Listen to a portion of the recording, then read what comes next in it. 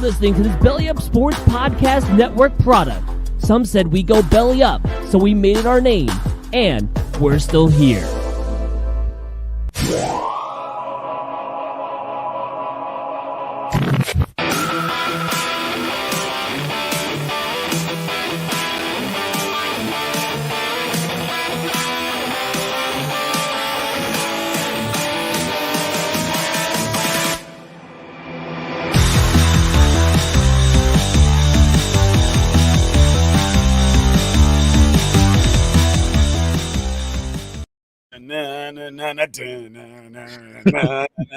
I think Aaron Judge just hit a walk-off home run.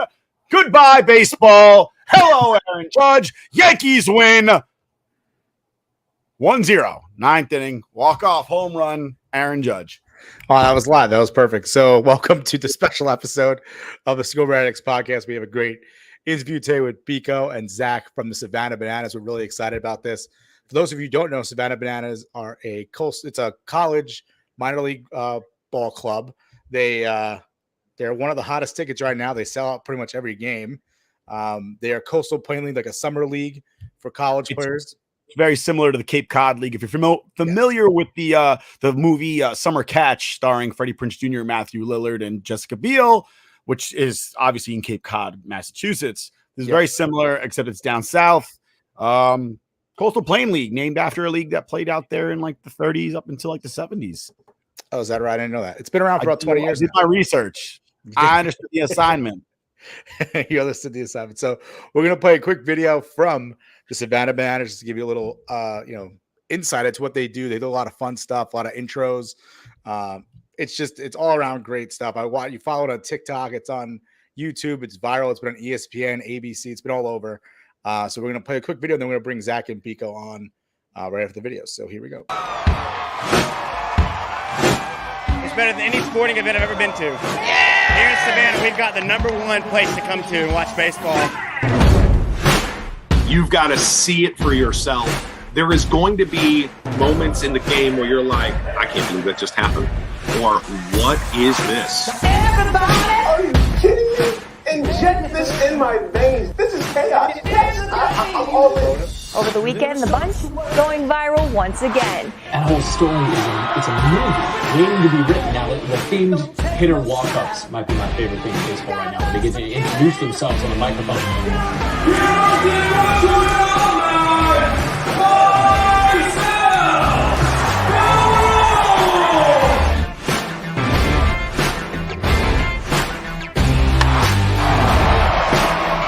Every single game the Bananas have played at home this summer, well, it's been a sellout. It's not even a baseball game. It's a circus.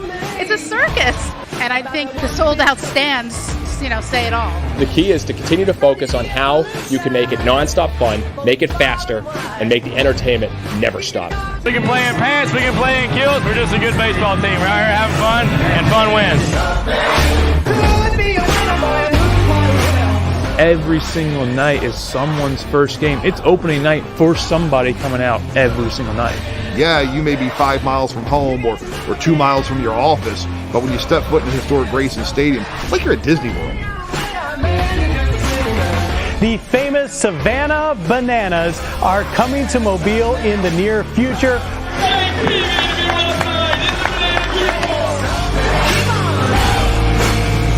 How can we create even more special moments for our fans? How can we wow them as soon as they pull up to the stadium to when they leave? What can we provide that's going to make them go home and say, this was the best experience of my life?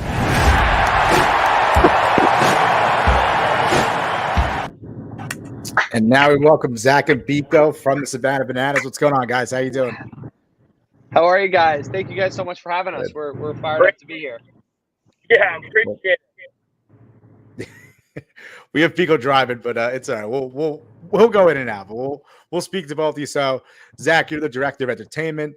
Biko, you are the broadcast entertainer. I guess we'll start with Zack first. So, tell us a little about your position at the Savannah Bananas. Yeah, so I'm the director of entertainment here with the Savannah Bananas. So what that means and what that entails is I kind of run the show. From the second you get out of your car till the second you leave the end of the night, everything you see, feel, and experience is under my realm of scripting and writing.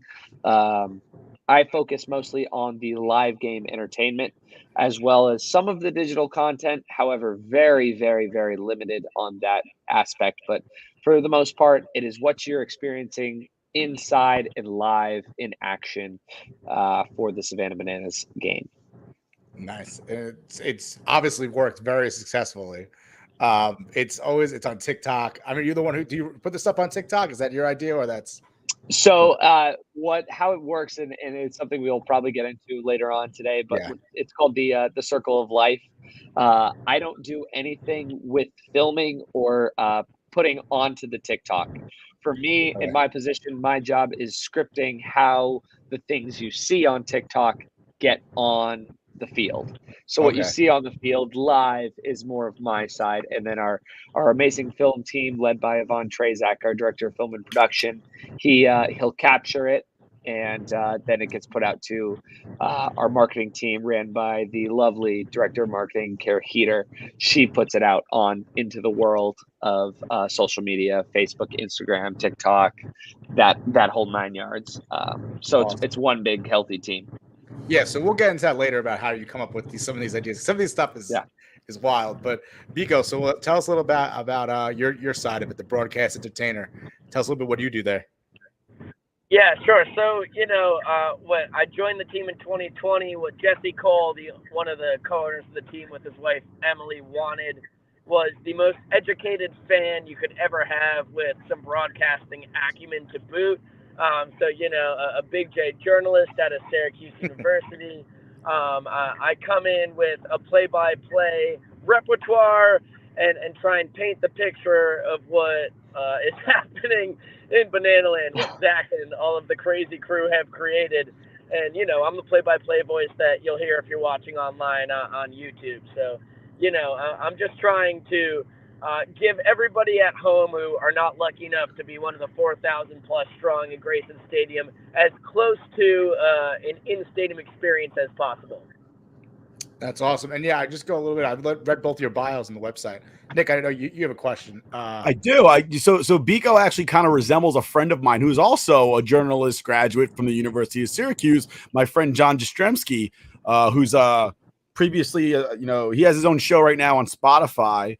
And he's big into the sports world as well. And when Biko first, we can't see him now. Obviously, he's driving through a dark area in Savannah area. But when I first saw him, I was like, he kind of looks like John a little bit. It was a little JJ After Dark. It's funny they went to the same college and they end up kind of doing very similar jobs. Yeah, that's really funny. Yeah, he does a little like him. And JJ's on the Ringer now, right? With yes, the Ringer, yeah. And he's also on SNY a lot too. So.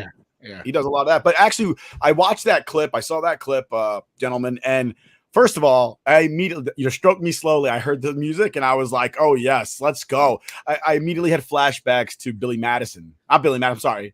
Happy Gilmore, and stuff like that. Watching something that traditionally is maybe a little bit more conservative, right? Baseball, golf, they're very conservative games. There's not action all day, like something to cheer about every minute. But I watched that video and it was like the best that baseball had to offer. I mean, I had images in my head of like 5 different sports movies. I'm sitting there watching them walk around in kilts going dirt in the skirt, May, dirt in the skirt. Thinking of a league of their own. It just I was thinking of The Greatest Showman, watching seeing a banana colored suit and bowler hat, in my head, I'm singing "This is the greatest show." That's Jesse Cole. He's the owner. That's Jessie Cole. He's the owner of the. I'm tracking that one. So I've been down to Georgia 1,000 times. Usually I'm in Augusta, but I haven't had a chance to go down to Savannah. And a lot of my friends are like, "Oh, we go down to Savannah." God damn it! If the next time I'm down in Augusta, I'm not taking a trip out to Savannah if it's baseball season. You better. I'm just excited. Like we have an independent league team in Staten Island where we're located, and if ever you had a moment to sit back and go, they are missing something. They're brand new. They're trying to build up a fan base. I get it, but they're not hitting. they're not hitting, and you guys are doing with college because you get new players every year, I imagine. Correct. For what we're going through right now with our Coastal Plain League team and our CPL team, yeah, it is new guys. Majority, we do have our rare cases where we have guys staying here for 2, 3, 4, 5 years with the COVID years going on. But that is a rarity. And more often than not, they are new players. So basically, people are showing up to watch you guys, like the Bikos of the world that are in front of them, hyping up the crowd. Because the players change. I mean, there's no player loyalty because the players are gone in a couple of years. So it's really team love and team loyalty. And by God, man, you guys hit it. You really did. There's so many baseball teams around this country that are trying to get on your level. I don't know if it would work at a professional level because I feel like the game's too serious at that level. But damn it, if I was from Savannah, I'd be so proud. Like, this is great. So I do want to get back to your backgrounds first. So Zach, I looked through your bio. So you're originally out from, I guess you worked with the Vegas Golden Knights when they first started out there during the Stanley Cup. So tell me a little bit about what you did with them and how crazy it must have been in that first season to get to the Stanley Cup all the way there. Yeah. So to know a little bit about me, you actually have to go back a little bit before that. Okay. Because my journey is a very wild journey. So I grew up playing sports. I was a rodeo kid at first, and then I started playing baseball because, you can't be in the rodeo in Littleton, Colorado. It's just not a real thing. You have to travel a little bit too far. But I grew up in Littleton, Colorado, playing baseball, hockey, football, lacrosse, pretty much any sport on the book that you can imagine. I was playing it. But most of my focus was on baseball and hockey. Went to high school, played baseball in high school. And I fell in love with the game. But shortly thereafter, I got into performance with dance, specifically dance performance and choreography in my sophomore year of high school. And then by my junior year, I was taking pretty much every choreographed or technique of dance that you can imagine under the sun, while also playing baseball at the same time. And I just had the love for both of them at the same time. I ended up getting recruited to go to the University of Nevada, Las Vegas to play baseball and also to dance. And shortly after signing that contract to play baseball, I medically disqualified due to concussions. Just that life of mental illness and, struggling with injuries with the brain is tough. And so I medically disqualified, and I decided, you know what, I'm going to take this dance thing head on, and got really good at it. Ended up performing in South Korea for about a year, and came back to school. And right around then was when the NHL decided, you know what, it is time to expand to Las Vegas. And I auditioned to be a part of the promo team and ice crew there in Las Vegas, and fell in love with the behind the scenes of sports. I actually was not really on either the promo team or the ice crew, even though that was what I was hired to do. I was actually a stage manager, which is where the entertainment kind of comes in. However, I was performing at the same time as the bad guy, the villain of the Vegas, the Golden Knight in the pregame show, which was kind of viral for a little bit. So I was the guy waving the flag. I was the guy in the Stanley Cup coming down from the ceiling. Like, that was of my path there. And so I had the ability to have this behind the scenes and as well as performing in front of 18,000 people a night, which created this nice little bond that was sports entertainment. And I did that for about 4 years. And then one day, I'll never forget it. It was January 19th. I'll never forget it. I received a video message from a 912 number. And if you own an iPhone, like you should, you'll see on your phone, it just says video message and then the number above it. And I was freaking out. I was like, I should not open this. Like, this is going to be spam. This is not going to be something I want to see. And thankfully, I was with my mother, and you got to clean it up a little bit. Clean it up on the iPhone game. That's what I told him. She said, well, you obviously got to open it. And I opened it, and there was a yellow suited man, and he introduced himself. Hi, my name is Jessie Cole. I'm the owner of the Savannah Bananas. I've heard of a lot of what you've been doing with the Vegas Golden Knights and UNLV hockey. At the time, I was the director of entertainment for the UNLV hockey program. And we got talking, and our views just kind of aligned. They aligned nicely of what we thought entertainment could be and where baseball was going wrong. And it just created this very beautiful, beautiful bond. And haven't looked back since. Shortly thereafter was on a flight out to Savannah to do the One City World Tour, where I actually met up with Biko. Biko was the first person that I actually went out with in Savannah. Nice. So I guess you could say he was my first friend here in Savannah. And then, about a month later, I was given the opportunity to be the director of entertainment here. So here we are. That's incredible, because I remember that Stanley Cup run. I was following the Golden Knights. I was excited about new team in the NHL. That's really funny that you're the bad guy that they were beating up. I was before every game. That's incredible. That's awesome. Well, I guess in that instance, he kind of does what my cousin does. Sort of. I think your cousin's more of if he does more of the technical side too. Well, he's more of your cousin's like the MC in MSG. Yeah, he's a hype guy. He's like a hype guy, like a New York City. Like he does all the introductions. He does all the like if you're doing a game on the ice, he's the guy on the ice with you. Like, all right, we got Zach over here. He's about to take a shot from half court, stuff like that, or he's to take a slap shot from center ice or something like that. He does a lot of that. He works with the DJ because there's a DJ at MSG. Like every day they get a new DJ, so that's what he does. So yeah, if that's you said it was your cousin, correct? Yeah. Your cousin? So he actually probably worked in weirdly enough, this is a weird connection. He probably worked with my mentor, Johnny Greco. Johnny Greco was part of MSG this past year. He was the VP of entertainment for MSG. I want to say last year or maybe 2 years ago. And he helped build that program up a little bit. But that's more on the hosting side. For me, I'm more on the technical side. In Vegas, I was a face, just barely, I guess you could say. I did the first that intro, and then for the rest of the game, I was behind the scenes. And I live more kind of behind the scenes, kind of in your cousin's ear of like, hey, we have this promo coming up next, and you have a minute 30 to lock it down. Hey, 10, 9, 8, 7, 6, 5, 4, 3, 2, 1. Sorry, you're out. Cutting your mic and then pulling them out. But that's more on what I do here. Yeah, he's probably gonna text his cousin right now and ask if he knows. I just did. I just texted him 5 seconds ago. You know Johnny Greco. He'll probably be like, yeah, why? Yep. Yeah. Yep. Well, Zach, that's like obviously interesting how you went from Colorado order to Savannah. But I also want to speak with Biko there. I know he's patiently waiting. Biko, you're from what? Upstate New York, right? Yeah, man. I'm a couple hours north of New York City in a beautiful small town called Saugerties.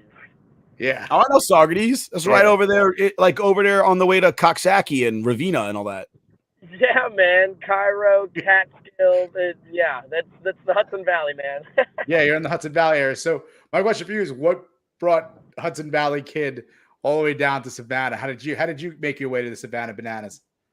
So kind of similar to Zach, and the connection is pretty bizarre because my first week out of college, I guess it was my third week out of college, my first week at MLB Network / NHL Network, I was working the Stanley Cup, and I watched Zach perform in Las Vegas when the Capitals were playing the Golden Knights. And little did I know that I would be teamed up within a couple of years. But so I went from Syracuse to MLB and NHL Network. I was there for a little over 2 years. Had a blast, was a broadcast associate and an associate producer. But my goal in life has always been to be a broadcaster. I did that for a couple of years in the PGCBL, the Perfect Game Collegiate Baseball League, the Saugerties Stallions, right in my hometown. It was pretty handy. I did a couple years of broadcasting there and was able to resume my duties in Savannah, basically just off of a job board that I saw there was an opening, watched the 20-minute video of the story of the team, was hooked, and realized that I had to at least spend a summer there and see what was going on down in Georgia. As a New York boy all my life, I had no idea what they were doing down there. But I was intrigued and enthused, and luckily Jessie and company were interested in bringing me in. And so I started in 2020, an odd year, of course, for everybody. The Bananas were one of the only teams to play baseball basically over the summer, especially in front of fans. They didn't have capacity, which was an incredible feat in itself and was really cool experience. But after that, everybody said, hey, you got to see this place full. You got to experience a true Bananas game. So I came back for 2021, and I'm hooked from here on out. I'm not sure I'll ever leave this place. Yeah, that's incredible. I mean, just watching the videos of what they do there, I'm like, I want to get down there immediately and watch it. So I'm excited. I know you guys do the world tour as well. You guys they travel to different cities. Any chance you guys coming up all the way up north so a couple of New York boys can watch you live up here in New York, or is that something that you guys are probably going to stay low key in the south there? No, we're definitely trying to get up north. I've been pushing so big time to visit my homeland, and there's a good amount of teams, especially around the New York City area, who are really interested in us coming to put on the show in the north area. So I think it's going to happen. Get the damn Ferry Hawks on the phone. I got to hook up with the Ferry Hawks owner. We'll call the Ferry Hawks right now. They got a nice little stadium, seats 3,000-4,000 people. Yeah, not too bad.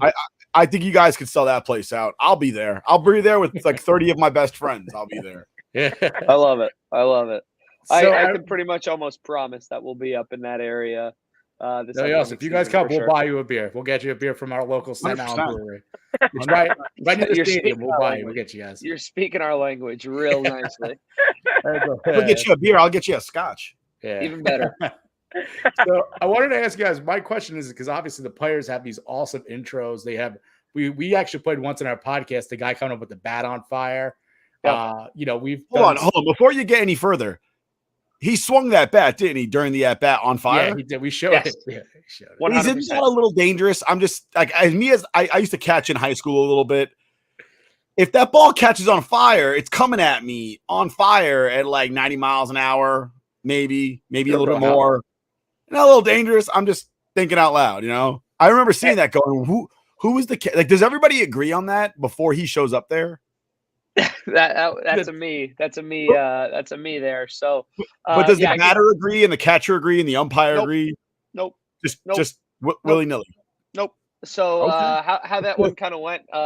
Zach Whalen, he was the guy that was the batter. I guess who was the guy that had the bat on fire, and he came to me before our first game in Savannah, and he said, "I can set my bat on fire," and I said, "You're out of your mind. You are out of your mind if you think I'm going to let you do that." And I think every week from there on out, we go Daytona, West Palm Beach, which is the spring training facility of the Houston Astros and the Washington Nationals and a whole bunch of other places. And he keeps asking me, he's like, I can do it. We have a second weekend in Savannah. And he's like, Zach, I can do it. And I'm like, all right, well, let's go outside and let's put some lighter fluid on your bat and see if this can work. And we put the lighter fluid on the bat. We light it on fire. I have a fire extinguisher right there. And he's like, it'll work, I promise. And it did. And it was one of those things of, for me personally, it was like let's ask for forgiveness and not permission kind of situation. Yeah, love it. Yeah. And did just that. We didn't talk to the catcher. I didn't talk to our umpire. I didn't talk to Jessie even. I said, we're going to just do this. The only person that I told that it was going to happen was Zach Whalen, our director of film and production, who I've already talked about. And I said, we're doing it. And, he was Zach is kind of a pyromaniac. So I was pretty confident that he would be okay in figuring it out. And we hit a couple balls and none of them caught. So we were fine with it. And obviously it kind of took off pretty well. Yeah, I mean, it's luckily no one got hurt, and I like that. That's my saying all the time. My friends, I'm like, it's better to ask for forgiveness than permission. Just go ahead and do it. Fans first, safety second. Exactly. So now, when it comes to them coming up with their intros, is that something you come up with, or is it something you work with the players? Do you guys give them free range to just decide what they want to do? Both. So we like to give our players as much leeway as possible, and I give them a voice very often of like, hey, if you have an idea, come to me. The only thing that I ask that is that before you do it, you let us know. So that could be a week, month. Like, for example, the Flaming Bat, even that's 2 months in advance of work and preparation and just making sure it's the right moment. And it takes a lot of trust on our end just to be like, hey, he could have done it any weekend, but he trusted our process and what we were doing of like hey, let us do this right. And that's really important. So So there's that, and then we also have a team of people that we do every Monday. It's called the OTT Chat, and what that stands for is the over the top chat. And what this is where we go through every idea that we can possibly imagine, and we have different buckets that include hitter walk-ups, celebrations, throwdowns, 3-2-2s, 4-1-1s, and anything under the sun. And basically what we all do is we come with 5 ideas and we fill these buckets with ideas. And then from there, we have 5 to 10 people in that room. You're having 25, 30, 45 ideas for one weekend. Wow. And what we do is we go through those ideas and we just kind of pinpoint. We're like, all right, we're going to do this one on Friday. We'll do this one on Saturday. And what that does is it kind of builds a database. So if there's any weekend where we're like, I didn't have any ideas at all, I'm lost, but we have a list of ideas that we can pull from. And so what that does is it gives us plenty of ammunition to kind of go through the entire tour or season and kind of just build and build and build and make these brand new hitter ideas. And we haven't come up short of ideas yet. I don't think, Biko. I think you can attest to that. We haven't come up anything short on ideas there for any of those. Yeah, it doesn't seem like it, especially from all the videos and the viral videos, especially. Like, it's obviously very popular on TikTok. I always see the dances and stuff, the pitcher dancing right before a pitch, which I think is incredible. I don't know how a batter can even focus when that's all going on. But Biko, you're the one who's calling these games. You're calling these introductions. What was the most surprising or shocking that might have caught you off guard when you're introducing a player while calling the game? I mean, honestly, the bat on fire is about as wild as anything has been in my life. In general, I try and be a part of the scripting and all of the behind the scenes, rigmarole, so that I have a decent idea of what's going to happen in a game. But you can't prepare yourself. I hadn't seen the bat on fire until the bat was on fire in a live banana ball game. So, you get my honest reaction there. I mean, Zack himself has been a split hitter, going down into a full split into the box. That pretty much blew the top off my cap as well. There's a laundry list, a plethora of things that have really shocked me in the booth. I feel like, I'm a hybrid of a baseball broadcaster as well as a little hint of WWE, because I have a glint of what is going to happen, but you can't prepare yourself for what is truly going to unfold in between the lines, in front of 4,000 strong in Grayson, up to 10,000 strong in Birmingham this last spring. But I think the flaming bat takes the cake, but I've seen that and everything in between, and they always give me a run for my money. Well, I hope that as far as announcing goes, you never have to scream, "By God, he's broken in half." I hopefully that never happens. Yeah, hopefully not. Hopefully doesn't get too crazy. Any of your players falling off a Hell in a Cell into the dugout or something. Like that. No. Give us a couple of years. Yeah, Split hasn't come loose from his 4-foot stilts. Luckily, no craziness to that end yet, but it's always something new. So you mentioned the split. You meant this Zack did a split while batting? I saw that video. That was insane. Yeah. That's crazy. It first unveiled in Daytona, Florida, and wow. I hadn't seen it beforehand, so Zack getting into a split in the box was pretty mind-boggling, especially because even though it looked like he was on his way to working a walk, he actually is the first person ever to steal first base without the aid of a wild pitch or pass ball, because he just caught the party animals, kind of on their heels and taking off on what a 3-2 pitch. But it's one of those things where you just always got to be prepared for whether you think you know what's happening, you never truly know what's happening. So I want to mention that because obviously you said steal first base.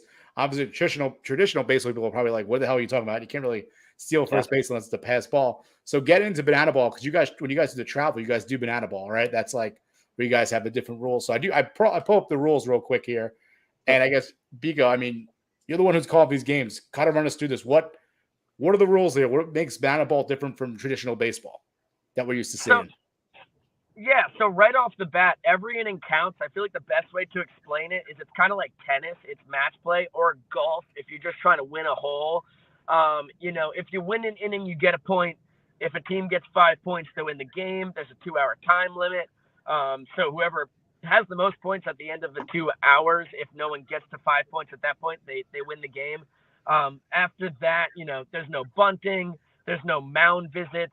You can't step out of the box.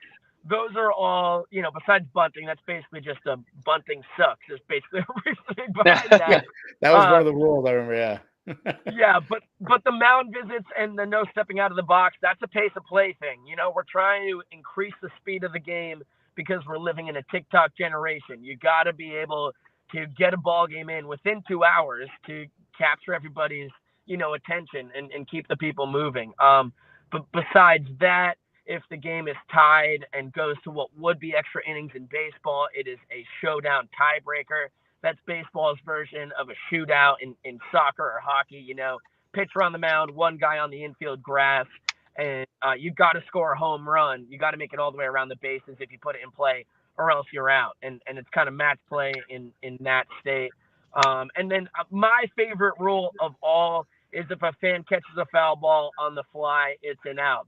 That's very stadium dependent. If you have a lot more foul ground and less netting in a place, a lot of minor league parks that we've seen have been a lot more advantageous to that compared to our home in Grayson Stadium. But having a fan catch a ball and it being out, there's nothing more exciting, besides a walk-off or a big postseason play, whatever, that I have gotten to call in my life than that.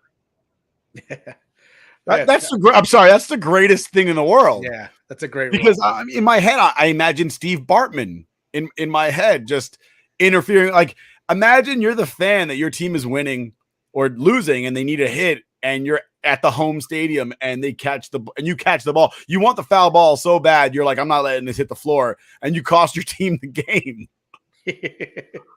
I'm from New York. I love hating people, and I would love to hate that guy. Fun fact, actually, the first ever foul ball caught by a fan was against the Bananas. And we gladly escorted him out with the police escort shortly thereafter, and it was a full big spectacle. Sure, we snuck him back in the third base side a little bit later, but the first ever fan caught foul ball was against the Bananas. Did everybody look at him and go, really, dude? Really? Oh, yeah, we lost it. We booed him so hard. I felt so bad. Even colleagues. That's what we need. That's what baseball needs. We need to hate our own fans. Like, collectively, fans need to hate each other. And conversely, if your opponent hits one into the seats and you drop it. Yeah. Like, I would, like, you wouldn't see that loser who's walking around stadiums trying to catch home run balls that often anymore. Right. I don't know I can't remember that guy's name, but he's a loser. Zach Hampel? Yeah, that guy stealing balls from little kids and crap like that. Yeah, he's a loser. If I ever saw that kid in the street, I'd break his jaw. But anyway, I looked it up real quick. The Ferry Hawk Stadium seats 7,000. 7,000. Send it our way. I'm sure I just tweeted at them. I just tweeted at the Staten Island Ferry Hawks. I said, Ferry Hawks, you need to get with the Savannah Bananas. Like, well, there you go. Well, there you go. Yeah, that'd be incredible. I'd love to see that'd be awesome. Live. I would love it. See some breweries right there, boys. We can go right down the block, get ourselves a couple beverages. Yeah. I love it. Our World Tour ticket team is they're pretty impressive. I'll give them that. They are pretty impressive. They have a map up in our office where they have dots for each stadium for based off of capacity. So like if it's under 4,000 or if it's right around 4,000 to 5,000, it has a green dot. If it's 5,000 to 9,000, they have a red dot. And if it's 9,000 plus, 9,000, 10,000 plus, it's a black dot. And they like are always adding to it, and they do their due diligence. So I'm sure they've heard of it. They are very, very impressive. Yeah, to say the least. It is brand. Well, it's not brand new. The park's always been there, but it's, the Staten Island Ferry Hawks is brand new. They used to be affiliated with the Staten Island Yankees. Well, so not Staten Island Yankees. They used to be the Staten Island Yankees affiliated with the New York Yankees, but then they cut ties when they had that big drop off of all the minor league ball clubs. So right, they're now the whole monopoly thing. Yeah, the whole monopoly thing. But Zach, so I know obviously you have a dance background. So are you the one who's teaching the players? Are you guys take a couple minutes out of practice and 30, 40 minutes, whatever it is, and teaching them all these dance moves before they have to go up and perform? So I don't really teach much on the choreography side. Fortunately, we have our breakdancing first base coach Maceo, who's been here longer than I have. He's been here for a long time. He's incredible. He does most of the choreography for the player dances, I guess you could say. When it comes to the 3-2-2s and the stuff that happens live, I absolutely interject there, and I got all hands on deck for that one. Just making sure it's good and making sure it's live and looks good. But Maceo plays a very, very big part in our show. Coaching first base, coaching third base, teaching the player dance, doing every dance move that you could ever imagine. He's really, really amazing. But as for choreography, he kind of takes the control on that one. And it's one of those things for me, it's where I have 1,000 different things going on in my head. The one thing I don't have to worry about on a game night is the player dance. Like, what's Maceo going to be doing? It's something I don't even worry about anymore just because he is that good. And how often do the players have a dance during the game? Is it like every single game? Every single game at least once. So in the CPL, it's just once. One or two times, sometimes we'll add a TikTok dance into like a stealing celebration or a double celebration or something along those lines. But guaranteed at least one time there will be a player dance. This past CPL season, we actually introduced a new series called Dancing with the Bananas, and it's a spinoff of Dancing with the Stars. However, it's Dancing with the Bananas. So we had 6 of our players compete for Dancing with the Stars, and the actual finale just happened yesterday, and we'll have the elimination on Saturday. So we'll crown our winner on Saturday of Dancing with the Bananas, which is super exciting. But guaranteed at least once, and then in pro ball with our premier team, who knows how many times you'll see them dance. They're dancing all the time. The 3-2-2, our dancing umpire, 4-1-1, player dance, like they're always dancing. And not only just the players, we have our Bananas, who are our senior citizen dance team, our Bananas, who are dad bod cheerleading squad. We just introduced the Banana Splits this year, who are a 11 and under dance team that end every dance in a split. And then every once in a while I'll get out there and do some ballet, but you're never short of dance in Banana Land for sure. Yeah, I mean, it seems like it. Nick, sorry, you had a... Yeah, Biko, so you're from New York. Yeah. Yankees or Mets? Big time Yankees fan. Oh, yeah. Sorry, I meant to mention this, Nick. On his bio, it says that he prides himself as a scholar of New York Yankees history, so he's a huge Yankee fan. So I'm sorry you were driving. You missed the Aaron Judge walk-off home run tonight. I don't know if you heard my call, but... You heard your call, I think. Biko, did you hear his call or no? So I heard you mention that Judge hit a walk-off home run before we hopped on. My heart leapt. I had butterflies. It's his 3rd walk-off of the summer, his 4th of his career. It fires me up. The $1 million man. Give him $500 million. I love him more than you can imagine. He sounds like John. How do you How do you the way rate, he talks, yeah. How do you rate Nick's call if you heard it? What do you think? We got Mr. Frongillo here. He's a Red Sox fan. It's been a tough summer for the boys. Oh, that would Colorado. The thumbs down. Hey, don't you dare worry. We're on our way back. Don't you dare worry. You should be a Rockies fan, dude. Like, why would anybody ever be a Rocky fan? Because they're from Colorado. Yeah, but my entire family's from Massachusetts, so my dad got to me first. My dad got to me don't first. Put that evil on me. I didn't do that to your family, all right? I'm sorry. Hey, no, you didn't do that to my family, but we've been winning since I was born, so I'm fine with it. I don't know. Fortunately, they hadn't even been to a World Series since the year before I was born until like 2004. I was like 17 the first time they made it to the series. I was born in 97. We're just fine over here.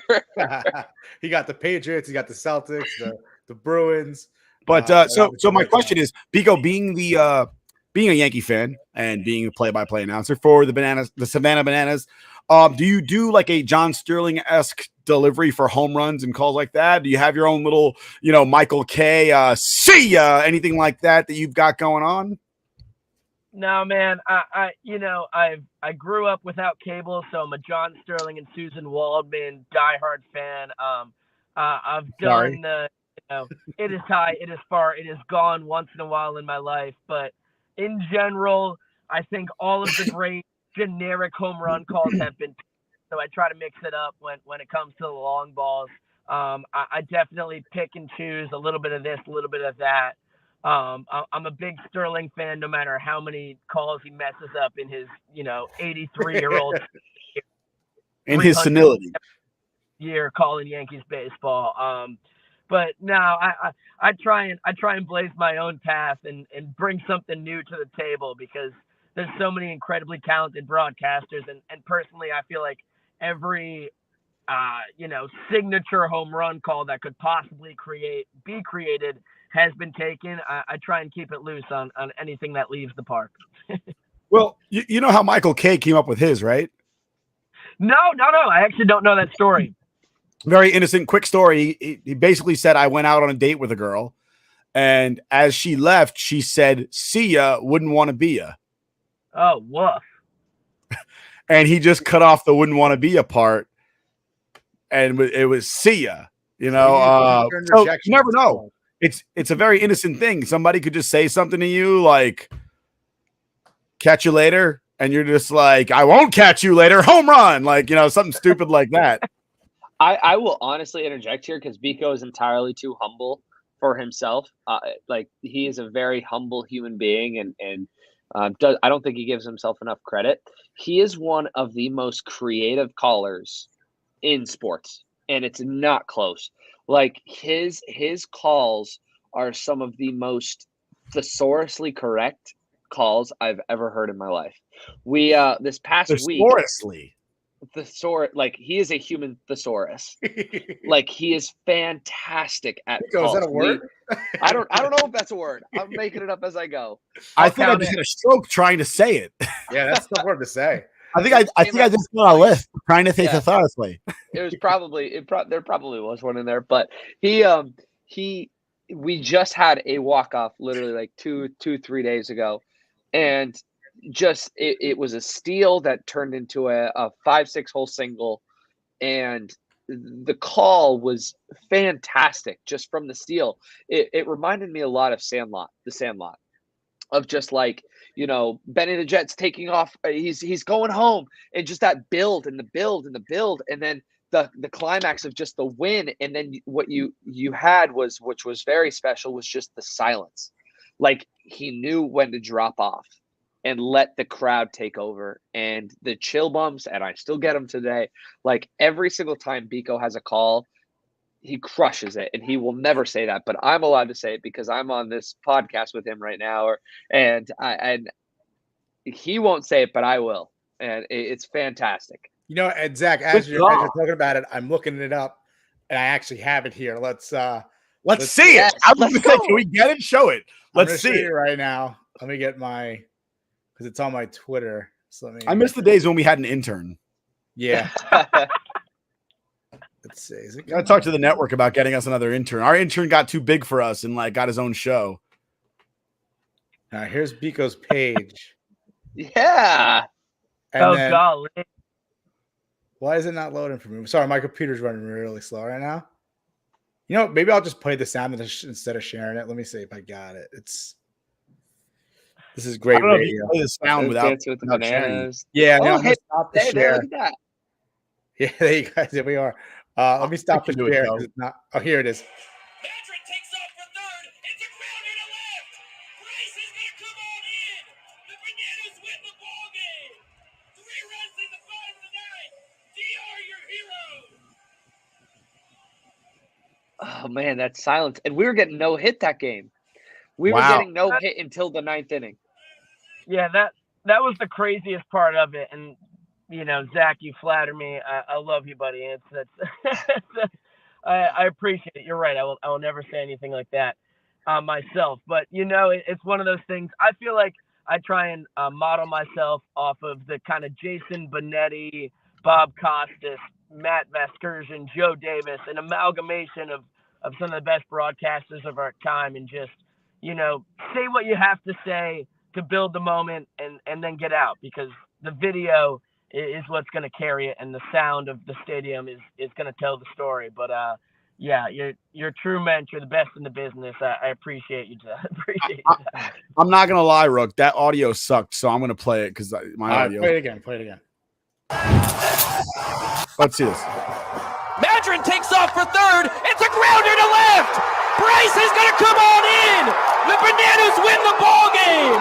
3 runs in the bottom of the ninth. DR, your hero. It's a great call.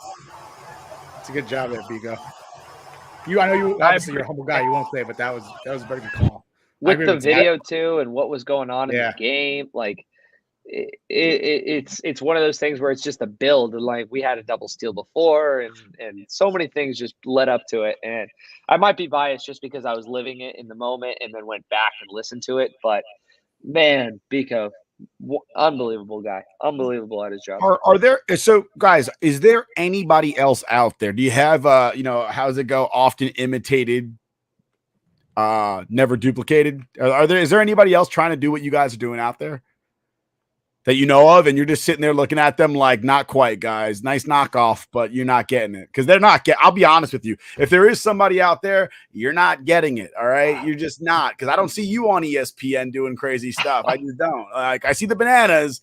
I guess the Pickles, maybe. I think their mascot might just be a little lewd, and that's why I see them often. But other than that, I can't think of anybody else that's doing crazy stuff. I don't think it's tough. There are teams that try their best and really and genuinely do a great job, a very, very great job. The one that comes to mind right off the top of my head is the Making Bacon, who's in our league.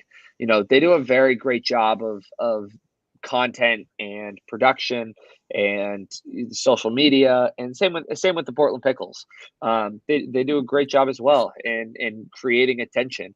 And with us, it's never been about anybody else. For us, it's always gets back to the fans first way and the fans first mentality. Zach, watch it back. I know. I got that's our director of marketing right behind me. I thought he almost got shanked. And that's our starting pitcher, Kyle, who, hold on, come back.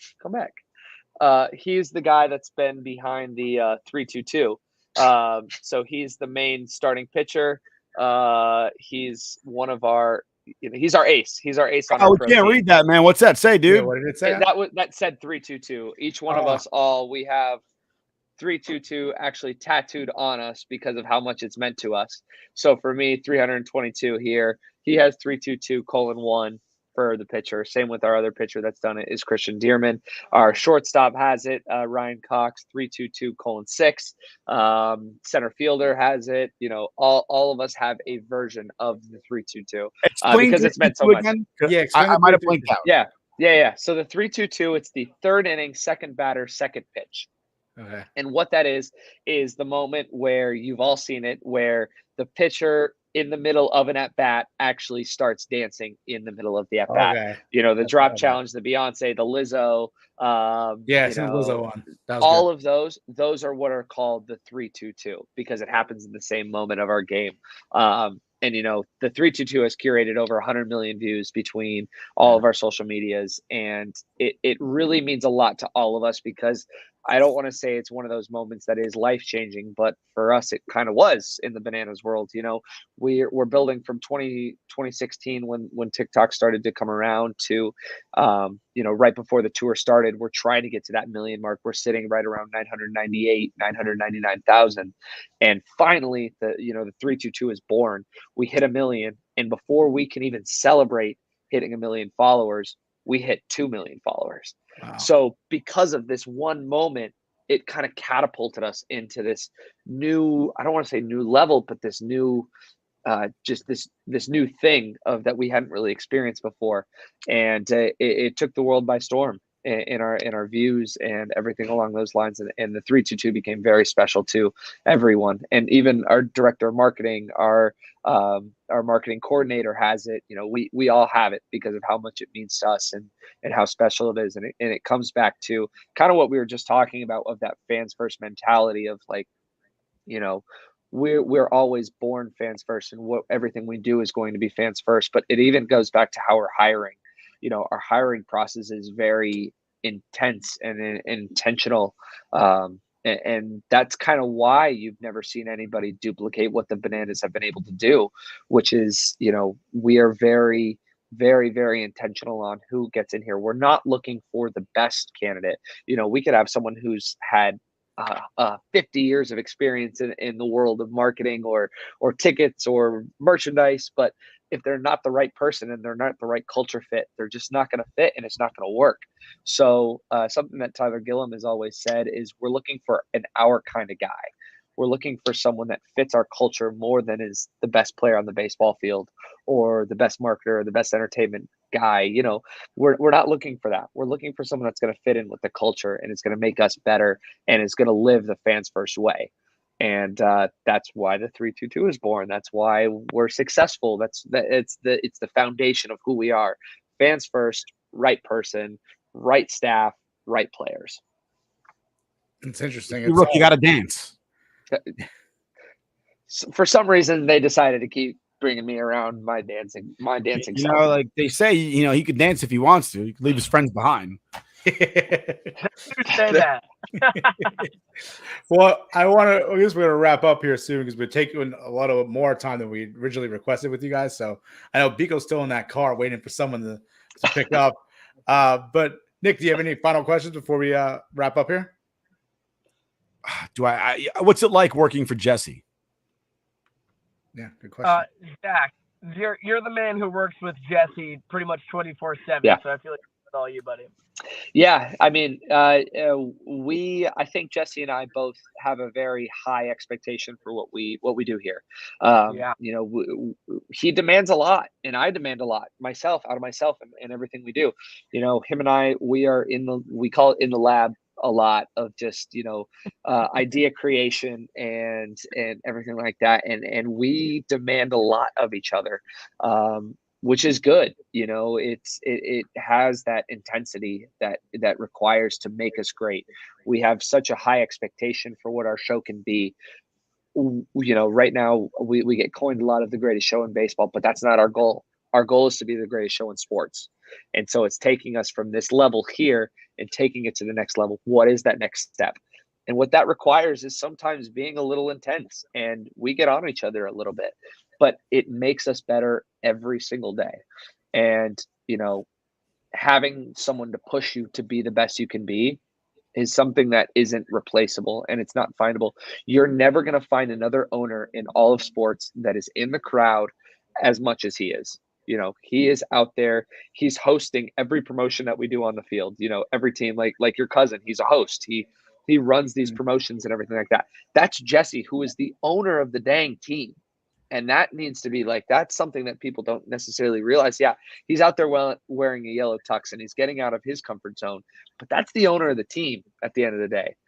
And, we require a lot, and we're very, very, very passionate about, game entertainment and entertaining our fans and putting our fans first. And sometimes that creates intensity, and we play very well off of each other. So him and I work very, very well together at the end of the day. So he's P.T. Barnum, basically. He's Hugh Jackman, and you're Zac Efron is what we're talking about right now. I've never gotten that comparison, but if I can get compared to Zac Efron, I'm going to take that every single day. You're Zac Efron pre-surgery. He looks like a freaking weirdo now. But just two more things. One, I talked to my cousin. He said that your buddy Johnny Greco is with the Kraken now. He is. Yep, he's with Seattle now. He is the VP of entertainment, I want to say, with the Kraken, but he was in for a little bit. He said he was a great dude. He said, oh yeah, great dude. He said, I said, I'm talking to you. He goes, oh, that's what's up. Great dude. He's at the Kraken now. Yeah, so, the best. He's fantastic. And then the second thing was, how much is it going to cost me to go see you guys play down in Savannah? If I'm buying a ticket and I'm sitting front row, what's it going to cost? Ticket, right? You guys sell it all the time. That's a hot item to get. So if you can get a ticket, and this is going to lead us down a little bit of a rabbit hole, so buckle up. You're paying $20. $20 is what you're paying. Anywhere from 20 to 35. 35 is going to get you a reserve seat right there, front row.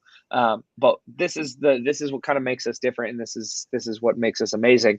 That ticket is all you can eat as well. So all you can eat: hot dogs, hamburgers, chicken sandwiches, snacks, your sodas.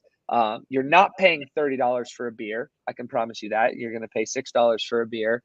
You can get your premium items if you want, your Dippin' Dots, your ice cream, your garbage can nachos. But for the most part, $20, all you can eat, all you can drink stations. And not only that, but one of the best shows that you can get behind it as well. So you're going to be entertained from the second you get out of your car till you leave. And the reason for that is we're thinking of the family of four. There was a recent post that came out that showed the average for a family of four to go out to every ballpark in that the post is a country, lie. Which is a lie. Everybody was like, "Yeah, that's low. That's low." $6 for a beer at Yankee Stadium. What magical beer stand in Yankee Stadium that no one can find is selling $6? Are they dividing how many beers fit in a regular sized beer? So it's like 1.5 beers. If they divided it by what one beer would be, it would be $6 because it's really 13. Right. I have no idea where a lot of those numbers came from, but here in Banana Land, you're paying $20 and you are getting one of the greatest experiences that you can here in Savannah. As we go on the road, things will change a little bit.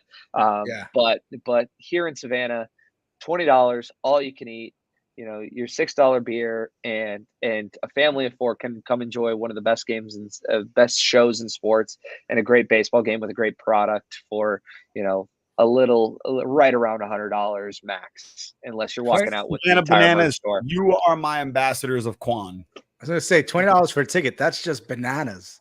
That was my first bananas pun. There it is. He's got a baby. He's got a daughter and another baby on the way. So you get a pass on the dad joke. Yeah. Thank you. All right, we'll wrap up. Oh, last question before we say goodbye. We keep you guys longer than we did, Bernie, but thank you. We appreciate it. Does Jessie really have 7 different yellow tuxes? Is that true? Fact. Yeah. Fact. Wow. He's like, what is a closet? He just goes in and just picks out which one. They're all the same. Yep. That's I want to incredible. say he's at hat number 4 or 5 now too. Oh, really? Yeah. It's hot here in Savannah. We sweat a lot, so you got to be able to keep the wardrobe fresh. Yeah, that makes sense. Definitely. That's definitely true. I've spent way too much of my life in Augusta over the summertime. It is not fun. Well, we want to thank you guys again. We want to thank you guys again for joining us. We took a little more time than we originally expected, but we had such a great conversation. It was great talking to you both. Just learning more about Savannah Bananas, peeling the curtain back a little bit, and just learning about that behind the scenes stuff that Zach does and the great calls from Biko. So we do want to thank you guys again. We appreciate it. Hopefully we can do this again sometime soon. Good luck in the playoffs, the Savannah Bananas. Hopefully they win home the CPL championship. Thank you guys so much. It was a pleasure. Yeah, really appreciate it. We're happy to chat whenever you're good for us. Awesome. Thank you guys. We appreciate it. Take care.